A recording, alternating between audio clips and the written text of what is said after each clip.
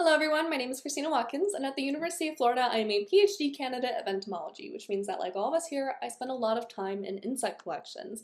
And the more time that I spend in them, the more I find myself really conscious of the fact that I am connecting with, understanding, and perceiving them in a way that I can only describe as really innately human, which makes sense. I can't check my humanness at the door, none of us can, and our fingerprints are physically and metaphorically all over these spaces and specimens, as ultimately all the work that we do with them is a uniquely human experience.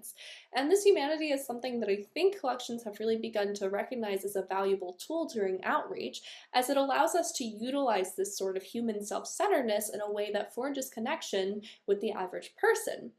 However, may I say, I think that a lot of us are completely overworked and we don't have the time nor the bandwidth to think about how to tap into people's humanity during outreach in a way that is methodical, feels interesting, or has specific routes involved to make our statistics and ultimate meaning behind our work feel more impactful to the average person.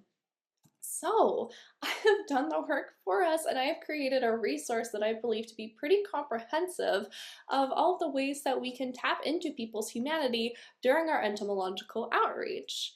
This is a document that I hope that you all will share, especially to people who are potentially new to outreach. It's really high quality. If you utilize this QR code, it might take a moment to load, and if QR codes aren't your thing, by the way, feel free to send me an email and I will get you a downloaded version of this document for you to share, print, and read. There's a lot of information on it, so being able to zoom in on it I think is really helpful.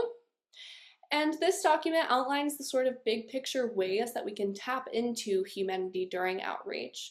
These are story, identity, and emotion. And there's subcategories in all of these, which I think is really helpful for not only reminding us with outreach experience as to what's important to tap into, but also is important to establish within people who don't have that much outreach experience and maybe looking for really specific examples that they can utilize.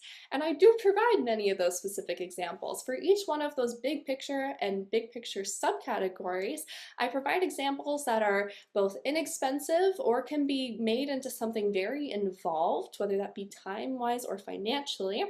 I have both interactive and hands-off examples with a variety of in-between stages that should be ultimately accessible for any collection, no matter how many resources you have, what specimens you have, or what the quality of those outreach stores may be looking like. This is an adaptable resource that you can use for specific examples as well as for inspiration as you go and try to tap into humanity with your outreach.